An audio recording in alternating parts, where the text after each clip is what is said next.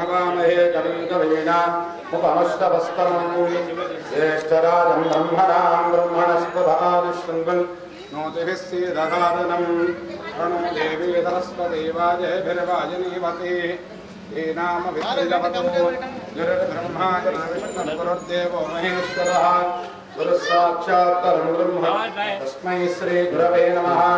गुरवे सर्वलोकानां विदधर्मस्फटिकाकृतिम् आधारं सर्वविद्यानां हयग्रीवमुपास्महे सदाशिवसमारम्भां व्यासशङ्करमध्यमाम् अस्मदाचार्यपर्यन्तां वन्दे गुरुपरम्परां श्रुतिस्मृतिपुराणानामालयं करुणालयं नमामि भगवत्पादशङ्करं लोकशङ्करं शङ्करं शङ्कराचार्यं केशवं बादरायणं सूत्रभाष्यमः अज्ञानतिमिरान्धस्य ज्ञानाञ्जनशलाकया चक्षुरुन्मीलितं येन तस्मै श्रीगुरवे नमः।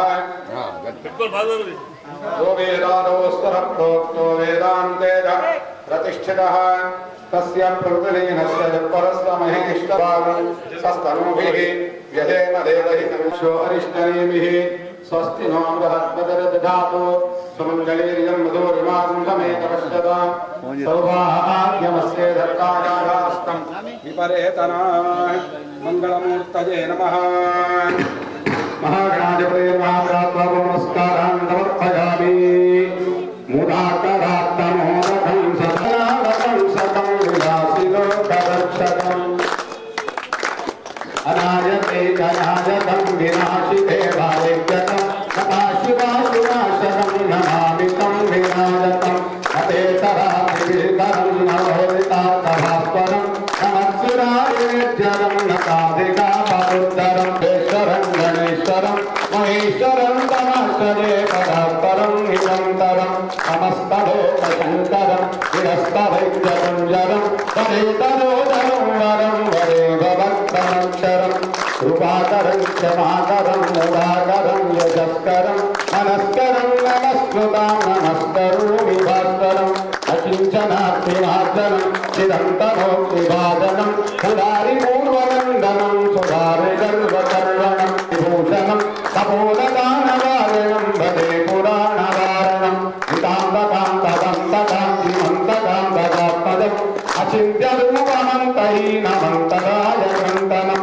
हृदन्तरे निरन्तरं वसन्तमेव गोविदा तमेकदन्तमेव तं विचिन्तयामि सन्ततं महाकवि पञ्चरत्नमादरेण योगहं सजल्पचित्रपातके रुविस्तरं गणेश्वरम् अरोगतामरोषतां सुसाहितीन्द्रपुत्रतां समाहितायुगष्टभूतिमभ्युपैति सोऽशिरां जय गणेश जय गणेश जय गणेश रक्षमां जय गणेश रक्षमां।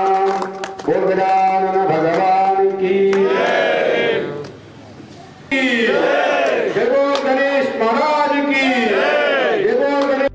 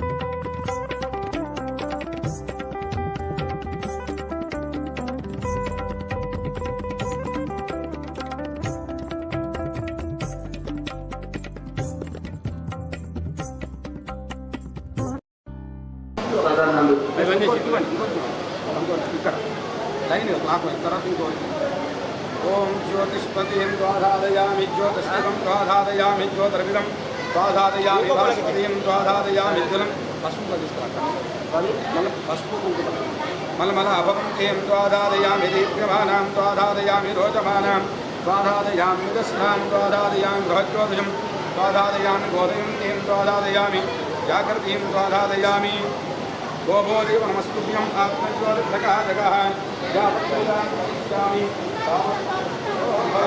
దీపరాజాయ నమః.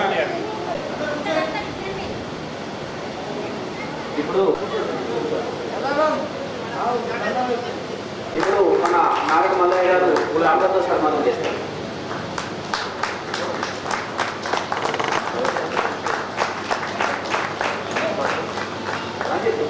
రంజిత్ గారు పూలమాలతో సత్కరిస్తారు. అక్కడ నుండి దగ్గర వీడొక్కరు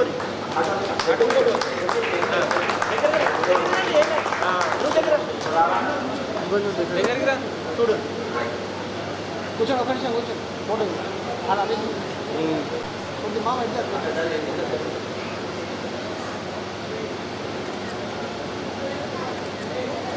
నిత్యం తందృసింహగురుం భజే శ్రీ సచ్చిదానంద విభావినం యనుసింహధారత్యభిధాన్యతీంద్రాన్ విద్యానిధీన్ మంత్రనిధీన్ సదాత్మనిష్టాన్ భజే మానవ శంభురూపాన్ సదాత్మధ్యాన నిరతం విషయేభ్యః పరాముఖం నౌమి శాస్త్రేషు నిష్ణాతం చంద్రశేఖర భారతీ వివేకినం మహాప్రజ్ఞం ధైర్యోదార్యక్షమానిధిం సదాభినవపూర్వంతం విద్యాతీర్థగురుం భజే అజ్ఞానాం జాహ్నవీతీర్థం విద్యాతీర్థం వివేకినాం సర్వేషాం సుఖదం తీర్థం భారతీతీర్థమాశ్రయే విద్యావినయ సంపన్నం వీతరాగం వివేకినం వందే వేదాంత తత్వజ్ఞం విధుశేఖర భారతీ యో వేదాదౌ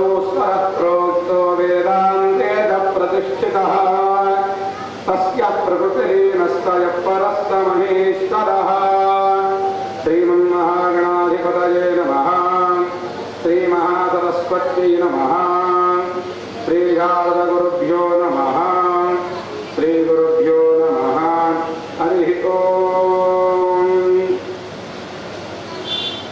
శ్రోతలందరికీ కూడాను ముందుగా పరాభవ నామ సంవత్సర ఉగాది శుభాకాంక్షలు తెలియజేస్తూ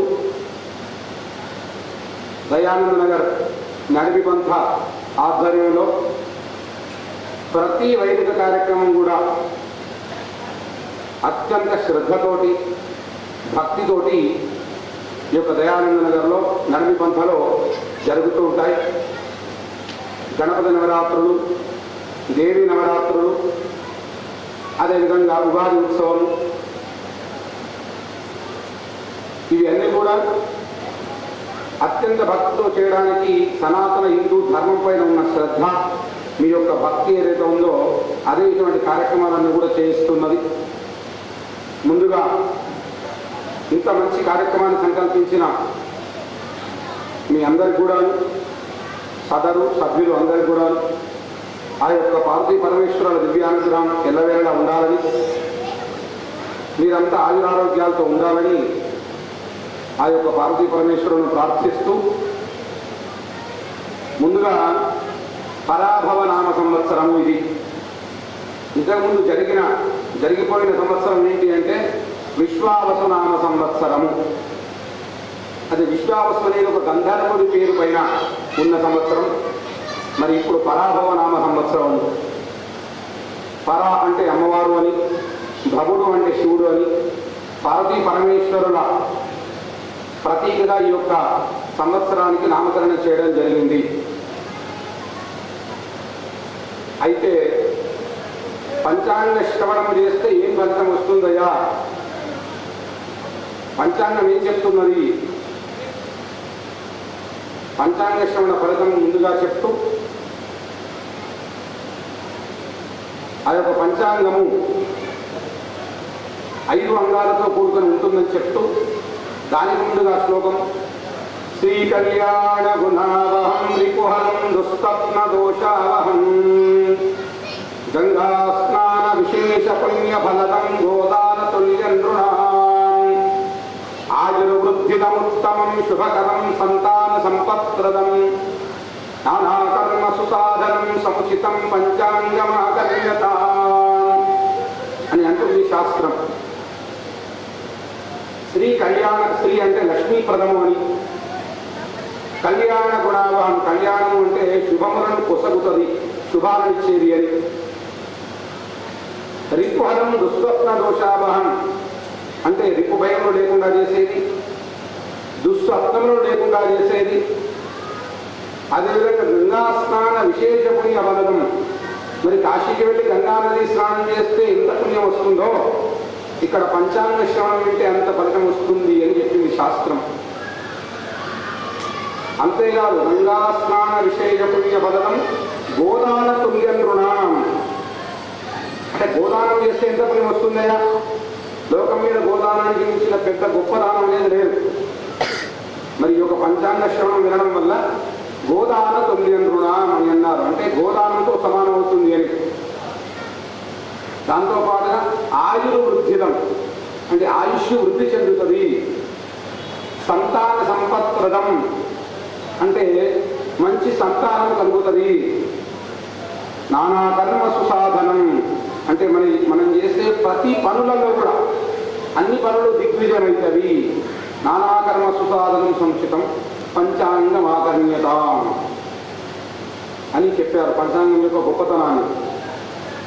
మరి అందుకనే వేల సంవత్సరాలు గడిచినప్పటికి కూడాను, యుగ యుగాలు గడిచినప్పటికి కూడాను ఈ యొక్క సనాతన హిందూ ధర్మంలో ఉన్న ఏదైతే పంచాంగం అనేది ఉందో ఇప్పటికీ భక్తులందరి చేత పూజింపబడుతున్నది.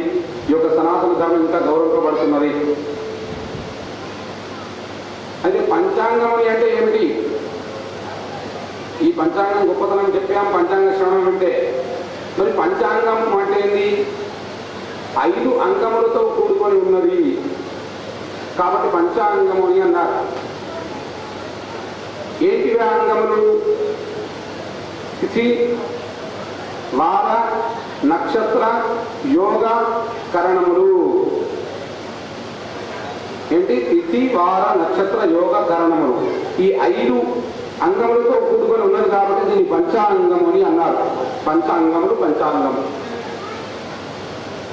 మరి పంచాంగములు దేనికి ఉన్నాయి? మన శరీరానికి అంగములు ఉన్నాయి కదా, మానవ శరీరానికి అంగాలు ఉన్నాయి.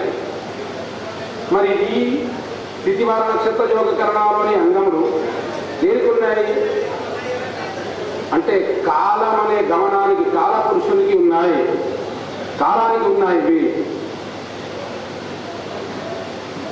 అదేవిధంగా తిథిష్ట ఈ 5ని పాటిస్తే ఏమవుతుందయ్యా? ఈ 5 చెప్పారు కదా, ఈ పాటిస్తే ఒక్కొక్క దాని యొక్క గొప్పదనం ఏంటి అని మళ్ళీ చెప్పారు. అంటే పంచాంగం గురించి ముందుగా చెప్పుకొని, పంచాంగం అంటే ఏందో చెప్పుకొని ఆ తర్వాత ఈ సంవత్సరం ఎలా ఉంది, దాని తర్వాత మీ రాష్ట్ర వారికి ఎలా ఉంది అని చెప్పబోతున్నా. ఈ 5 అంగములను చెప్తూ తిథిష్ట శ్రియమాప్నోతి అంటే మంచి తిథిని ఎంచుకొని పనిచేస్తే స్థితి వల్ల శ్రియమాప్నోతి. శ్రియము అంటే లక్ష్మీప్రదము, అర్థమవుతుందా? వారాలు ఆయుష్యవర్ధనం అని అన్నారు. అంటే మంచి వారాన్ని ఎంచుకొని పనిచేయడం వల్ల ఆ యొక్క వార బలము వల్ల వారా ఆయుష్యవర్ధనం, వారం వల్ల ఆయుష్ పెరుగుతుంది అని చెప్పారు. అదేవిధంగా నక్షత్రాత్ హరతే పాపం. మరి నక్షత్రం ఉంది కదా, నక్షత్రం ఏం చేస్తుంది అంటే నక్షత్రాత్ హరతే పాపం. మనము తెలిసి తెలియక ఏవైతే దోషాలు చేయబడతాయో, మన చేత పాపాలు చేయబడతామో అవి అన్నీ కూడా మనం మంచి నక్షత్రాన్ని అనుసరించి పని చేయడం వల్ల, మంచి నక్షత్రంలో పనిచేయడం వల్ల నక్షత్రాత్ హరతే పాపం, పాపంతో వెళ్ళిపోతుంది అని అన్నారు. ఇంకా యోగకరం భవే. మరి యోగం అనేది ఉంది కదా, ఎవరైనా మంచిగా వృద్ధి చెందుతూ ఉంటే ఏమంటాం? మరి మంచి యోగం ఉన్నది సుమా అని అంటాం. మంచి వృద్ధిలో ఉంటే వాడికి మంచి యోగాలు సుమా మంచి యోగం ఉన్నది కాబట్టి వాడు ఇల్లు కట్టాడు, పెళ్లిళ్ళు చేశాడు, అన్ని మంచి బ్రహ్మాండంగా జరిగింది అని అంటారు. దాన్ని యోగం అని అంటారు. యోగకరం భవే. ఈ విధంగా శ్రీయమాప్నోది వారాలాయుష్యవర్ధనం నక్షత్రాధారతే పాపం యోగకరం భవేత్ అని చెప్పారు. చెప్తూ ఈ పరాభవ నామ సంవత్సరం ఎలా ఉండబోతూ ఉన్నది అనే విషయానికి వస్తే, మరి పంచాంగ గమనాన్ని అనుసరించి ఎప్పుడైనా రాజు ఎవరుంటారు, ఉగాది కొత్త సంవత్సరానికి రాజు ఎవరు ఉండాలి అని అంటే శాస్త్రం చెప్పింది, ఏ రోజైతే ఉగాది ఆరంభమవుతుందో ఆ వారానికి సంబంధించిన దేవతనే, గ్రహదేవతనే ఆ సంవత్సరం మొత్తం కూడా రాజు అని చెప్పింది శాస్త్రం. ఈరోజు ఉగాది ఏం వారం అంటే ఈరోజు గురువారం, బృహస్పతి వారం అని కూడా సంస్కృతంలో అంటారు. దేవగురు అయిన గురువు వారం. కాబట్టి ఈ సంవత్సరం మొత్తానికి కూడా రాజు ఎవరు? గురువే రాజు. శుక్రవారం అంటే శుక్రుడే రాజు, అర్థమవుతుందా? శనివారం అంటే శని రాజు. ఈ విధంగా మొత్తం వారంలో ఇవన్నీ కూడా వారాల పేర్లు ఏంటివి? గ్రహాలకు సంబంధించిన పేర్లు వారాలు కదా. కాబట్టి ఈరోజు గురువారం. ఈ పరాభవనామ సంవత్సరానికి మొత్తానికి గురువుగా ఉండేవారు ఎవరు అంటే నాయకుడు గురువు. ఈ నవనాయకులు 9 మంది నాయకులలో మంత్రి ఎవరు అంటే కుజుడు మంత్రి. రాజుకు ఎవరైతే అనుకూలమైన వ్యక్తి ఉంటారో, మిత్రుడు ఉంటారో, వాడు సమీపమైన మంత్రి పదవో ఇంకేదో పదవి ఉంటాడు కదా. అది సాధారణంగా జరిగే విషయం. అట్లనే గురువుకు మిత్రుడు ఎవరు? కుజుడు మంత్రి. నవనాయకులలో 7 గ్రహాలు శుభగ్రహాలు, 2 గ్రహాలు మాత్రమే పాపగ్రహాలు. ఎక్కువ శుభగ్రహాలు ఉండడం ఈ యొక్క సంవత్సరం ప్రత్యేకత. కావున రాజులు, ప్రజలు పరస్పరం ప్రేమాభిమానాలతోటి, అంటే నాయకుడు పాలించేవాడు, ప్రజలు ప్రేమాభిమానాలతో చాలా వరకు ఆరోగ్యంగా ఉంటారు.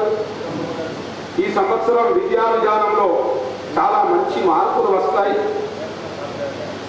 గురుకుల విద్యా విధానం, వేదము, జ్యోతిష్యం, ఆధ్యాత్మిక విద్యలు కూడా పెరుగుతుంది ఈ సంవత్సరం.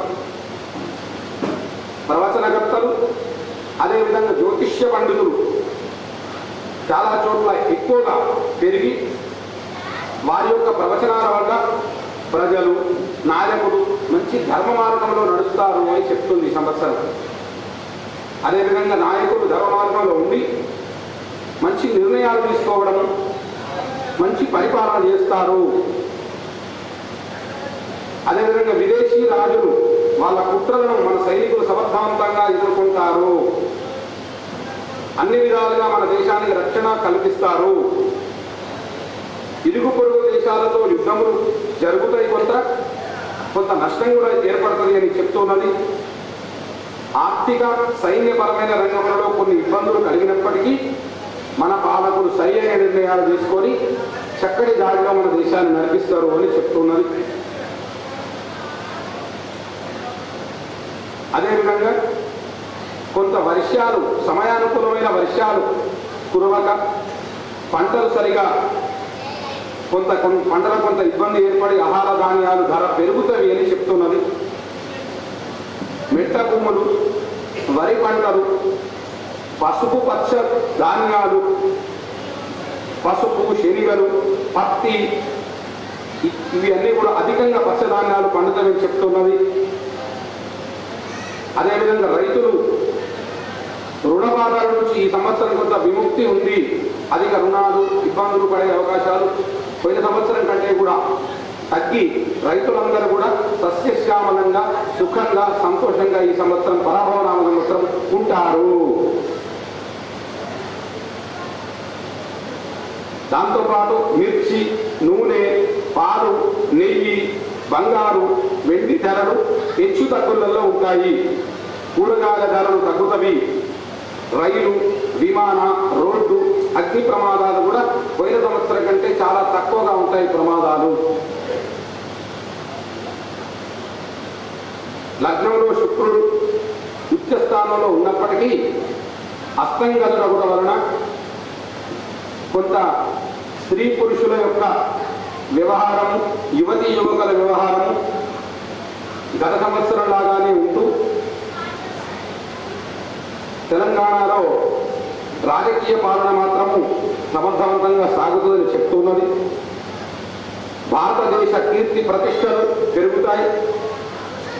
సినిమా రంగం, ఇంటి వ్యవస్థలు, సినీ రాజకీయ ప్రముఖులు ఇవన్నీ కూడా అభివృద్ధిలో ఉంటాయని చెప్తున్నారు. కొన్ని ప్రాంతాల్లో భూకంపం కొద్దిగా వచ్చే అవకాశాన్ని సూచిస్తున్నాయి. ఈ ఏడాది అధిక జ్యేష్ఠ మాసం వలన ప్రజలలో ఉత్సాహం, శక్తి. ఈ సంవత్సరం అధిక జ్యేష్ఠ మాసం వస్తున్నది. 4 సంవత్సరాలకు ఒకసారి ఏదో ఒక నెల అధికంగా వస్తుంది. అందులో ఈసారి జ్యేష్ఠ మాసం అధికంగా ఒక నెల వస్తున్నది. ఇట్లా వస్తుంది ఆయుధాలు అంటే వస్తుంది. మనకు ఫిబ్రవరికి ఎట్లయితే ఎప్పటికి 28 వచ్చుకుంటూ 29 వస్తుందో అట్లా అధిక నెల వస్తున్నది. ఈ అధిక మాసం మంచి ఫలితాన్ని ఇస్తున్నది. ఉత్సాహం, శక్తి, తేజస్సు, భక్తి, మొత్తం భక్తి ఎక్కువగా ఈ సంవత్సరం ప్రజలలో భక్తి బాగా పెరుగుతుంది అని చెప్తున్నారు. ఈ భక్తి ద్వారా ధర్మ కార్యాలు, పూజలు, జపాలు, హోమాలు ద్వారా ప్రజలు మంచి భక్తి మార్గంలో ఉంటూ మంచి ఆరోగ్యాన్ని, ఐశ్వర్యాన్ని పొందుతారు ఈ సంవత్సరం అని చెప్తున్నారు. అదేవిధంగా మానవులకే కాకుండా పశుపక్ష్యాదులకు కూడా ఆదరణ పెరుగుతుంది అని సూచిస్తున్నది.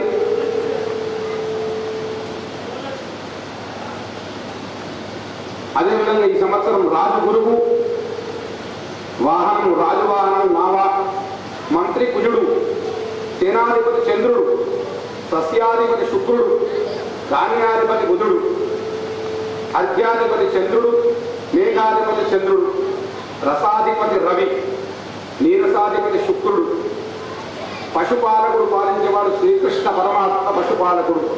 కాబట్టి పశువులు, పాడి అంతా కూడా కృష్ణ పరమాత్మ పాలనలో ఉంటాయి. కాబట్టి మంచి అభివృద్ధిలో ఉంటుంది పాడి సంపద, పశు సంపద. స్థాన సంరక్షకుడు కూడా ఎవరు అంటే మన కృష్ణ పరమాత్మనే, శ్రీకృష్ణుడు. ఈ సంవత్సరం 4 తుమ్ముల వర్షం, 2 తుమ్ముల గాలి. 4 తుమ్ముల వర్షం, 2 తుమ్ముల గాలి 11 వీసాల పంట సూచిస్తూ ఉన్నది. 11 వీసాల పంట సూచిస్తున్నది. వస్త్రాలకు అధిపతి రవి, పురోహితుడు శుక్రుడు, గ్రామాన్ని పాలించేవాడు కుజుడు, లెక్కలు వేసేవాడు శని, అశ్వాధిపతి కుజుడు, గజాధిపతి శుక్రుడు, నరాధిపతి చంద్రుడు, గ్రామనాయకుడు గురువు, రత్నాధిపతి కుజుడు, వృక్షాధిపతి బుధుడు, సర్పాధిపతి శని, మృగాధిపతి చంద్రుడు, దేవాధిపతి శుక్రుడు, దుర్గాధిపతి చంద్రుడు, ధనాధిపతి గురువు, ఫలాలకు అధిపతి చంద్రుడు, పరీక్షకుడు గురువు, గంగమాధిపతి గురువు, అజాధిపుడు చంద్రుడు, దైవజ్ఞుడు చంద్రుడు. ఈ విధంగా చంద్రుడికి ఎక్కువ నాయకత్వం ఇందులో వచ్చింది. ఈ యొక్క నవనాయకులలో చంద్రుడి వాటా ఎక్కువగా ఉంది. కాబట్టి చంద్రుడు అంటే మనస్సు ప్రశాంతకారకుడు. అటువంటి చంద్రుడికి రావడం వల్ల అల్లకల్లోలాలు ఇటువంటి జరగకుండా ఈ సంవత్సరం ప్రశాంతంగా సాగుతుందని సూచిస్తున్నది. అదేవిధంగా ఈ వర్షం 17, ధాన్యం 11, శీతం 5, తృణం 13, ఉష్ణం వేడి 17, గాలి 13, ప్రజా సంతతి పెరుగుడు 15, ప్రజాక్షయం అయిపోడు 15, రాజవిడ్వరం 9, ఉగ్రం 5, పుణ్యం 5, పాపం 5, వ్యాధి 13, వ్యాధికి ఉపశమనం 15. ఎందుకంటే హాస్పిటల్ టెక్నాలజీ అంతా పెరిగింది కాబట్టి 13 వ్యాధి అయితే 15 దాని యొక్క శాంతి చేకూర్చిన వ్యాధి నివారణ, ఉపశమనం. ఆచారం 5, మంచి ఆచారం ఆచరించే వాళ్ళు 5% అయితే ఆచారం లేని వాళ్ళు 5 సమానంగా ఉంది. ఈ సంవత్సరం జననం 3, మరణం 3, దేశోప 9, దేశాశ్వ 9, చోరభయం 19, దొంగల పట్టుకోడు మాత్రం 7, 19లో 7, అగ్గిభయం 13, శాంతి 3, మృగోప 13, మృగక్షయం 11, కీటక భయం 15, తన్నాశ 9, మూష 11, తన్నాశ 5, సర్వోప 9, తన్నాశ 7, కామం 17, లోభం 5, మోహం 5, మదం 19, మాత్సర్యం 13, సుఖం 3, దుఃఖం 7, భోగ 9, విడంబం 9, మనోవేద 7, ద్వేషం 3, ప్రతిష్ట 15, అప్రతిష్ట 9, యూతం 19, మత్తత 11, పురుష ఉత్పత్తి 19, స్త్రీ ఉత్పత్తి 9, దాసు 15, భయం 13, శౌర్యం 11, నిష్ఠని 15, శిష్టపాదం 19, సత్యం 5, అసత్యం 5, సత్యం మాట్లాడే వాళ్ళు 5, అసత్యం 5. ఈ విధంగా న్యాయం 15, అన్యాయం 17, 17 న్యాయమైతే అన్యాయం 15, న్యాయమైతే అన్యాయం 17. ఈ విధంగా సూచిస్తున్నది. మరి పంచాంగ శ్రవణాన్ని మనం ఎంతసేపు చెప్పుకున్నా అదొక సముద్రం. రాజు గురువు అని చెప్పుకున్నా, రాజవాహనం నావ. రాజగురువు కావడం వల్ల బ్రాహ్మణులు మంచి ధర్మపరాయణులై యజ్ఞయాగాది క్రతువులు చేస్తూ ఉంటారు. రాజు ప్రజలు న్యాయంగా సంచరిస్తూ రాజనీతితోటి ఈ సంవత్సరం సుభిక్షంగా, క్షేమంగా, ఆరోగ్యంగా ప్రజలందరూ కూడా సుఖ సంతోషాలతో ఉంటారని పరాభవనామ సంవత్సరం సూచిస్తూ ఉన్నది. అదేవిధంగా మకర సంక్రాంతి పురుషుడు అంటే 2027 జనవరిలో వచ్చే మకర సంక్రాంతి పురుషుడు దున్నపోత వాహనం పైన వస్తూ మనం సంక్రాంతి పీడ సంక్రాంతి అంటాం కదా, ఆయన దున్నపోత వాహనం మీద రావడం జరుగుతున్నది. దాని ద్వారా కొంత పీడు కనిపిస్తున్నది. ఈ సంవత్సరం మూడము కర్తరి. మూడము అంటే పెళ్లి చేయని రోజులు. మూడము తెలుసు చాలామందికి. మూడము అదేవిధంగా కర్తరి అంటే గృహప్రవేశాలు ఉండని రోజులు, గృహ ఆరంభాలు, భూమి పూజలు చేయని పనికిరాని రోజులు. కర్తరి వైశాఖ బహుళ తదియ తేదీ మే 4, 2026 సోమవారం నుండి మే 29 జ్యేష్ఠ శుద్ధ త్రయోదశి శుక్రవారం వరకు వాస్తు కర్తరి. అంటే మే 4 నుంచి మే 29, దాదాపు మే 4 నుంచి మే మొత్తం వాస్తు కర్తరి అని అంటే భూమి పూజలు పనికిరాదు. నిర్మాణం జరుగుతున్న భూమికి ఇల్లుకు గృహప్రవేశం చేసుకోవచ్చు, కానీ భూమి పూజ చేయడానికి వీలు లేదు. దాన్ని వాస్తు కర్తరి అని అంటారు. దీని వెనుక కూడా చాలా శాస్త్రం ఉంది, సైన్సు ఉంది. అంటే ఈ కర్తరిలో ఎప్పుడైతే మనం వృక్షఛేదన కర్ర పని వాడతామో అది పుచ్చిపోతుంది. సైన్స్, మన సనాతన హిందూ ధర్మంలో ఉన్న ప్రతి విషయం కూడా సైన్స్ ఎక్కువ, ప్రతి ఒక్కటి సైన్స్ ట్యాలీ అవుతుంది. మనకు కొన్ని అందకపోవచ్చు, కొన్ని మనకు కనిపించకపోవచ్చు. కాబట్టి కర్తరిలో అది పనికిరాదు. మనం ప్రతి ఒక్కదాన్ని చూడగలుగుతామా? చూడలేము. మొన్న కరోనా వైరస్ వచ్చి ఇబ్బంది పెట్టింది. ఎవరెవరు కరోనాను కళ్ళతో చూసి చెప్పండి, చూసిందా? ఎవరు చూడలేదు. కానీ ఇబ్బందులు అయితే అందరూ పడ్డారు కదా. లోకా సమస్త సుఖినో భవంతు అని మన ధర్మం చెప్తే, పండితులో లేకపోతే స్వామీజీలో చెప్తే, కరోనా టైంలో అందరూ లోకా సమస్త సుఖినో భవంతు అని అన్నారు. అందరూ అన్నారు కదా. ఎట్లా అన్నారు చెప్పండి? మీరు సంస్కృతంలో అనలేదు కావచ్చు. ఫలానా భారతదేశంలో ఫలానా రాష్ట్రంలో కరోనా కేసులు వచ్చినాయంటే అందరూ ఏమనుకున్నారు? ఫలానా రాష్ట్రంలో ఎక్కడ వచ్చినాయట, ఫలానా గుజరాత్, ఫలానా రాజస్థాన్, తెలంగాణకు మాత్రం రాలేదు. అమ్మయ్య, మన తెలంగాణకు మాత్రం రావద్దు అని అనుకున్నారు. తర్వాత ఏమైంది? తెలంగాణకు కూడా వచ్చినాయి కేసులు. తెలంగాణకు వచ్చిన తర్వాత ఫలానా జిల్లాలో వచ్చిందయ్యా, ఫలానా మెదక్లో వచ్చింది, ఫలానా ఇంకెక్కువ సంగారెడ్డిలో వచ్చిందంటే అయ్యో పోని మన తెలంగాణకు వచ్చింది కానీ మన జిల్లాకైతే రావద్దు, మన నిజామాబాద్కు మాత్రం రావద్దు, సేఫ్ ఉండాలి సుమా. మొక్కిరలేదు అందరూ. మన దేశానికి రావద్దనుకున్నారు, రాష్ట్రానికి రావద్దనుకున్నారు. తర్వాత మన జిల్లాకు రావాలనుకుంటే లాస్ట్కు మన నిజామాబాద్ జిల్లాలో కూడా పలానా 4 అయినాయి, 5 అయినాయి, 10 అయినాయి, 50 అయినాయి, 100 అయినాయి, 1000 అయినాయి. నిజామాబాద్లో కొన్ని వచ్చినప్పుడు ఏమనుకున్నారు, నిజామాబాద్ కట్టి వచ్చింది మా ఆరుమూరుకు రావద్దు సుమా. చూస్తే ఏమైనా మన ఆరుమూరుకు కూడా వచ్చింది. ఆరుమూరుకు వచ్చడానికి ఏమనుకున్నారు, ఆరుమూరుకు అసలు వచ్చినాయి కేసులు కానీ మా గల్లీకి రావద్దు కదా, అందరు కోరుకున్నారట.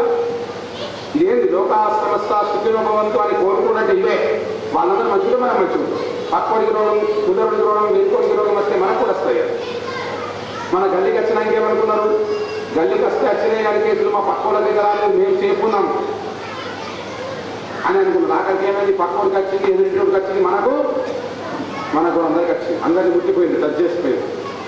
అప్పుడు అందరూ కూడా సంస్కృతంలో కాకుండా లోకా సమస్త సుఖినో భవంతు అని అందరూ అనుకున్నారు కదా. కాబట్టి అటువంటిది మన సనాతన ధర్మం. ఏది కోరినా ప్రజల మంచి కోరుతూ మన మంచిని కోరుతాం మనం. గురుమూఢం ఈసారి ఆల్రెడీ ముహూర్తాలు లేని నెలలో వస్తున్నది. అర్థమైందా?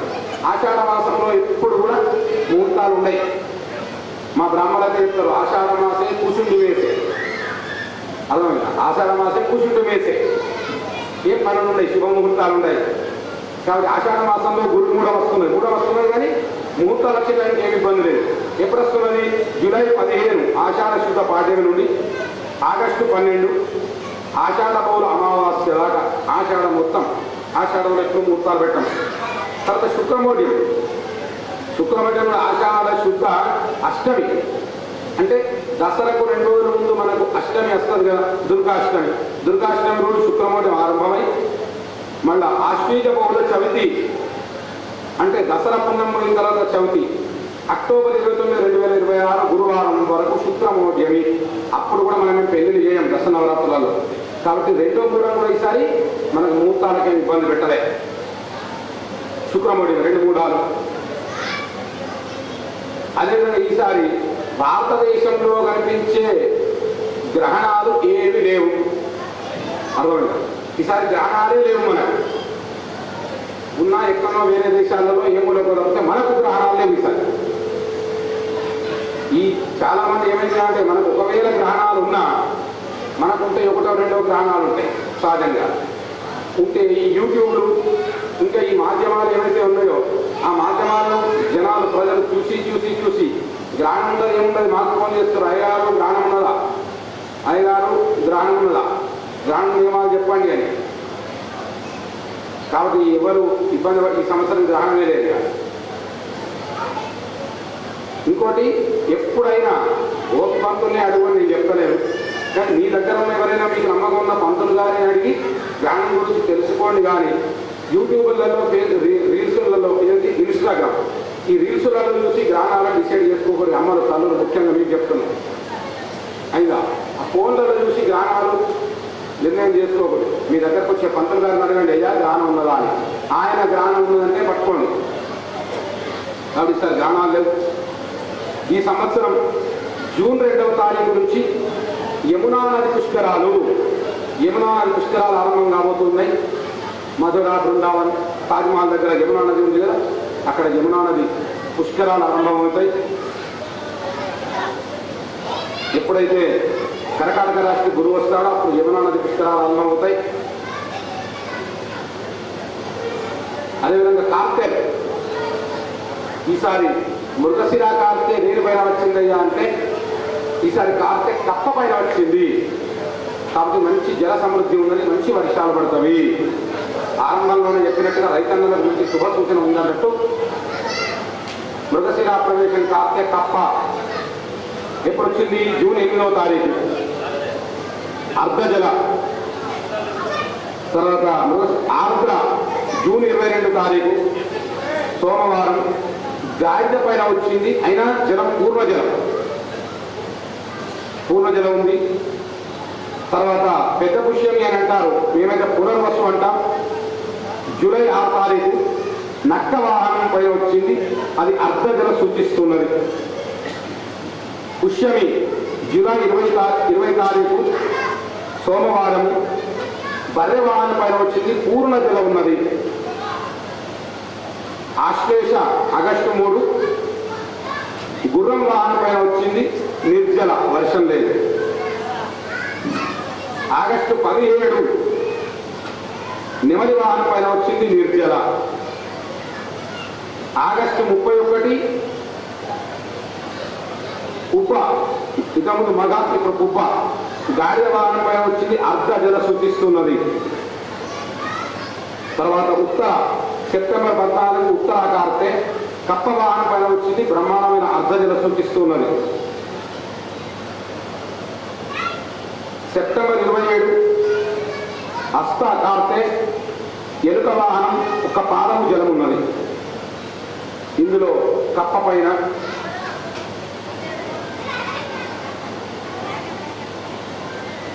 నెమలి పైన ఇట్లా ఈ విధంగా మంచి వర్షాలతో కూడుకున్న కార్తలు సూచిస్తున్నాయి. ఈ యొక్క పరాభవ నామ సంవత్సరము ఎక్కువ శాతం మంచిది, తక్కువ శాతం ఇబ్బందులను ఈ విధంగా సూచిస్తున్నది. ఇప్పుడు అందరూ ఎప్పుడెప్పుడు అని చూస్తున్న రాష్ట్ర వారి ఫలితాలు, ఏ ఏ రాష్ట్ర వారికి ఏ ఏ ఫలితాలు, ఆదాయం ఎంత ఉంది, వ్యయం ఖర్చు ఎంత ఉంది, దాంతోపాటుగా ఆదాయం ఎంత వాడు, గౌరవం ఎంత ఉన్నది, అవమానం ఎంత ఉంది ఒక్కొక్క రాష్ట్ర వారికి చెప్పబోతున్నా.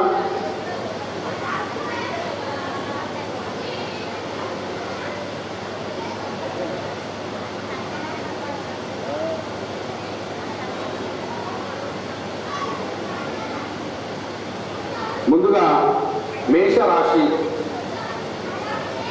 మేషరాశికి ఆదాయం 11, వ్యయము అంటే ఖర్చు 5.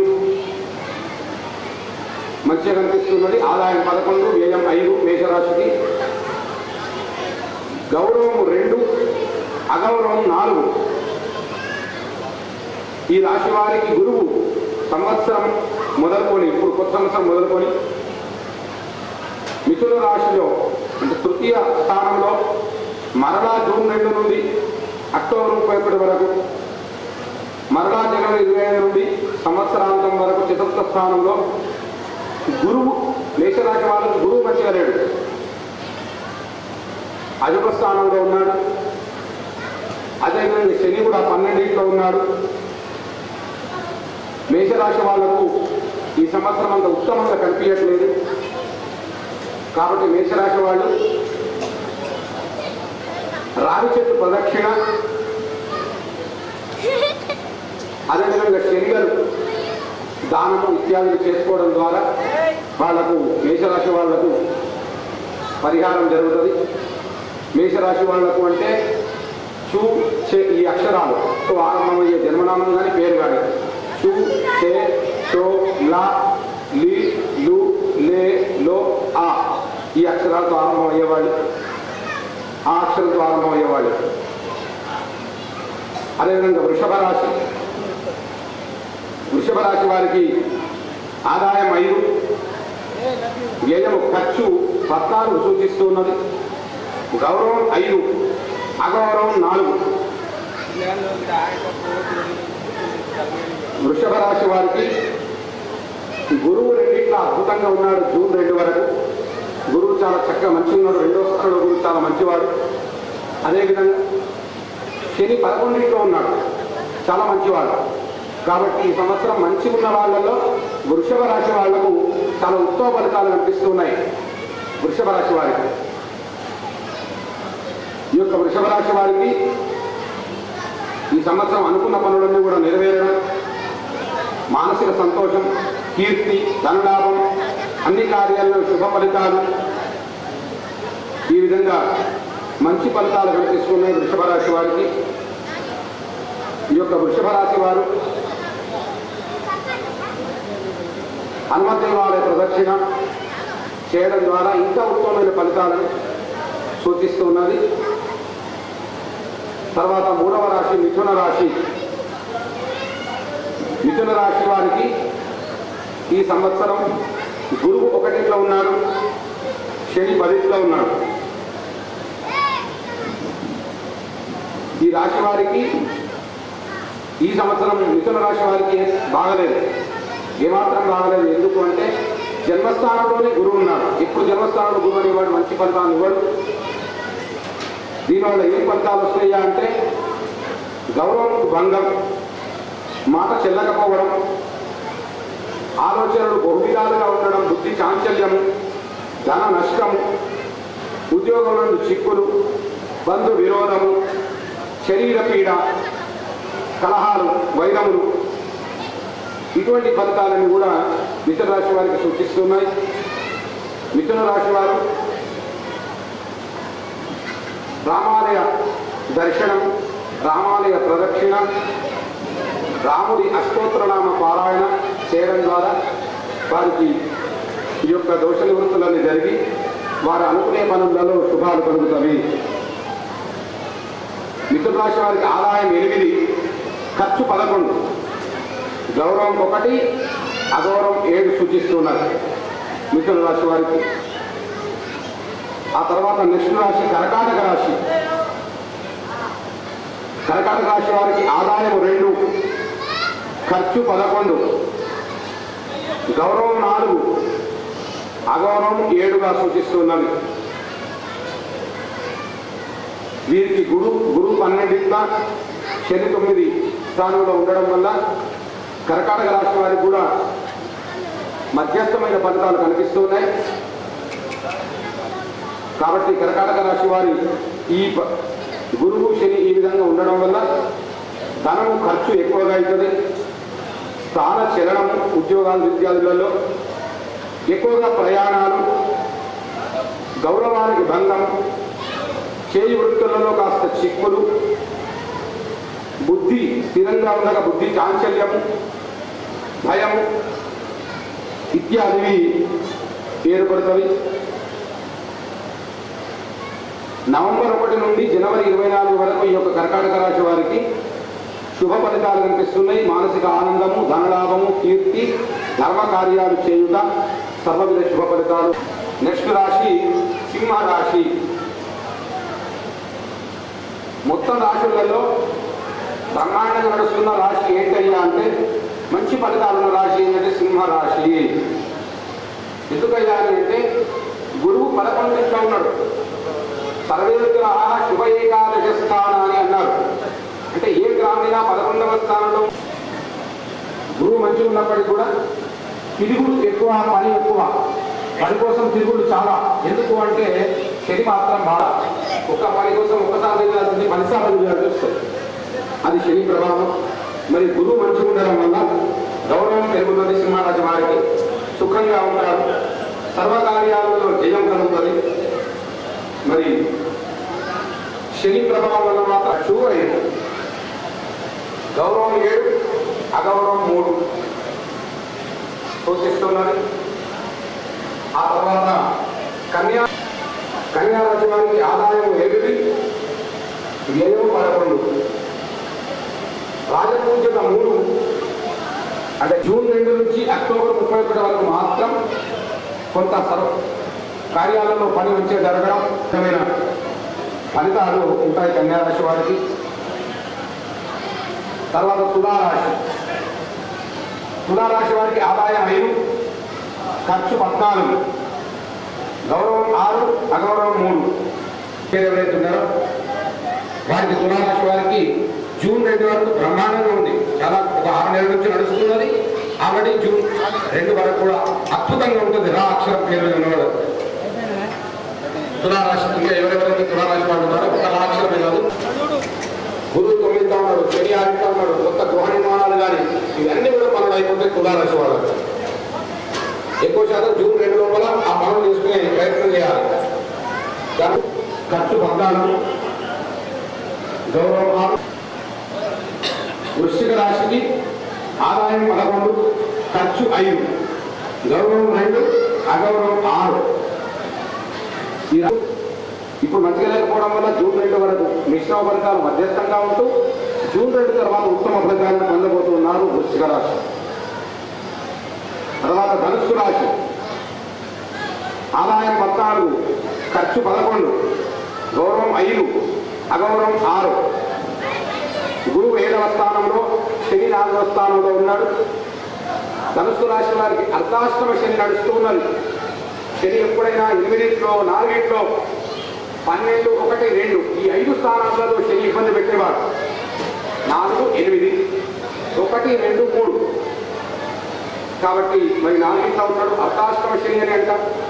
ధనుస్సు రాశి వారికి శనికి తైలాభిషేకము, నవగ్రహాలకు తైలాభిషేకము ఇవి చేసుకోవడం వల్ల ధనుస్సు రాశి వారికి చాలా బాగుంటుంది. ధనుస్సు రాశి వారికి గురువు మంచిగా ఉండడం వల్ల మంచి ఆరోగ్యము, రాజకీయ వ్యవహారాలలో మంచి శుభ ఫలితాలు, కార్యసిద్ధి, ధనలాభం, గృహలాభం, భోజన సౌఖ్యం, స్త్రీ సౌఖ్యం ఇవన్నీ కూడా కలుగుతాయి.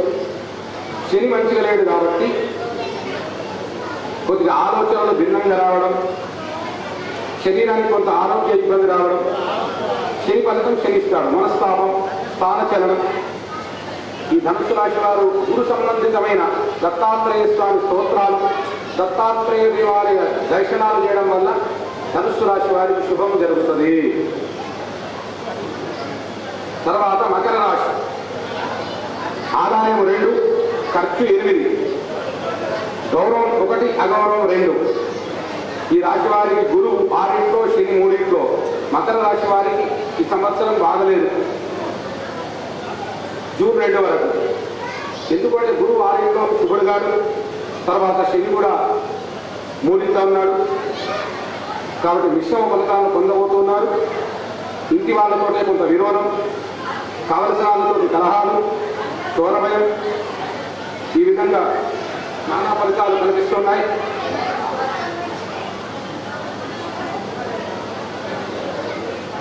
తర్వాత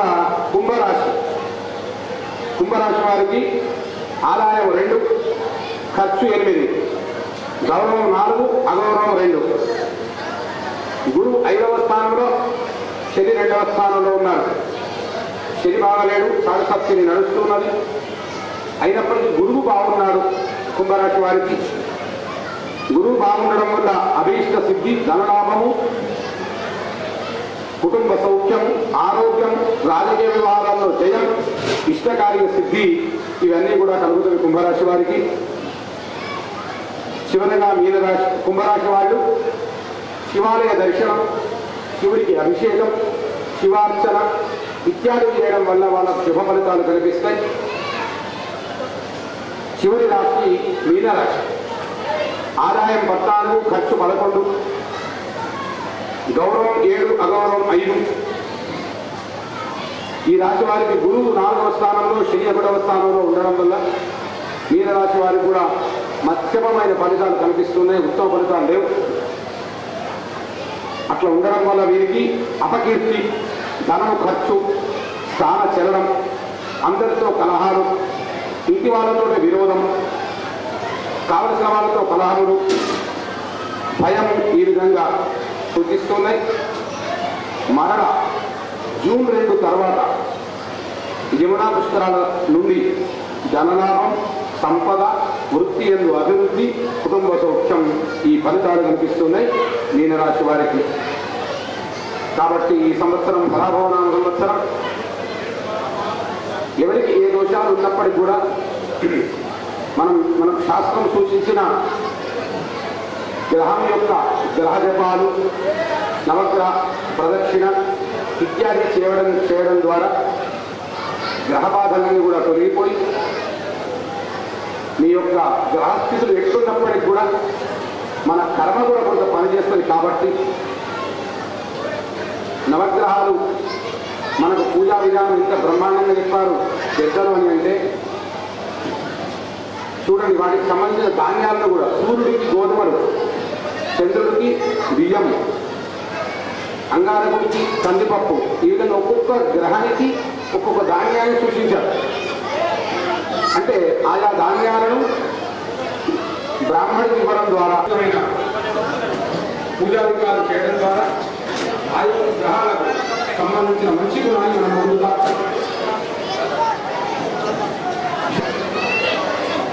మరి శరీరంలోని ధాన్యాలు ఏం చెప్తారు? అత్యంత బలమైన ధాన్యం ఏది? నువ్వులు.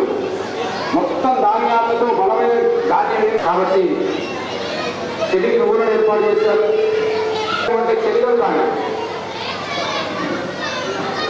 గురువు ఏ కారకుడు? గురువు సంతాన కారకుడు. గురువుకు ధాన్యం ఏం చెప్పారు? చెలికలు ధాన్యం చెప్పారు.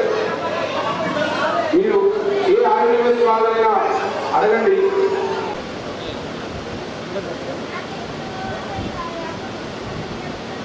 गणेश महाराज की जय, गणेश महाराज की जय, जय श्री राम, जय श्री राम, जय श्री राम, जय श्री राम. గణేష్ మహారాజ్కి జై.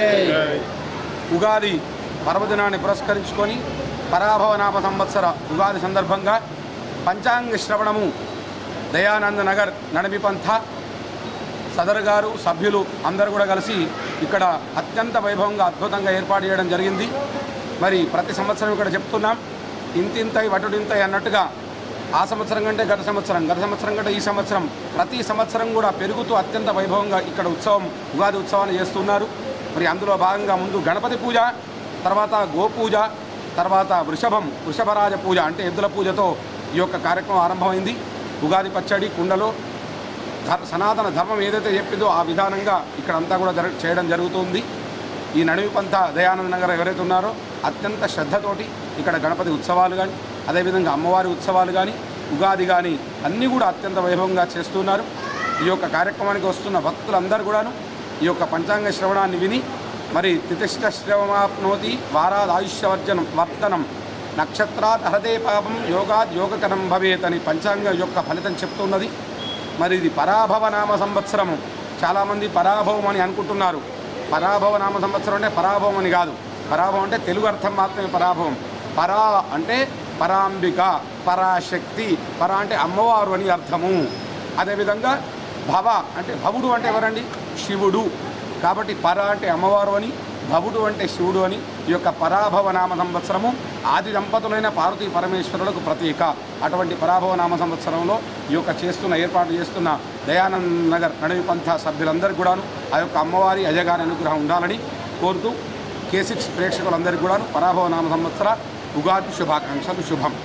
ఈరోజు మా ఆర్మూర్ పట్టణంలోని నడింపంత సంఘం నందు గత 4 సంవత్సరాల నుండి కూడా ఉగాది పండుగ జరుపుకుంటున్నాము. దీనికి మా వేద పండితులైనటువంటి ఈ శ్రీ గోపీకృష్ణ గారు మంత్రులు గారు ఇక్కడ వచ్చి పంచాంగ శ్రవణం జరపడం జరుగుతుంది. ఇక్కడ వచ్చిన మా సంఘ సభ్యులు, చుట్టుపక్కల వారు, నియర్ అండ్ దగ్గర ఉన్న వాళ్ళందరూ కూడా వచ్చి ఈ పంచాంగ శ్రవణాన్ని శ్రద్ధగా విని ఈ యొక్క ఉగాది యొక్క వైభవాన్ని తెలుసుకుంటారని ఆశిస్తూ, ఇలాగే మాకు ఎల్లకాలము మీ యొక్క ఆశీర్వాదాలు ఉగాది యొక్క పర్వదినం యొక్క విశిష్టతను తెలియజేయాలని మంత్రులు గారిని కోరుచు, ఇలాగే ప్రతి ఒక్కరికి ఈ పరాభవ నామ సంవత్సర శుభాకాంక్షలు, ఉగాది శుభాకాంక్షలు తెలియజేస్తున్నాం నడింపంత సంఘం తరఫున.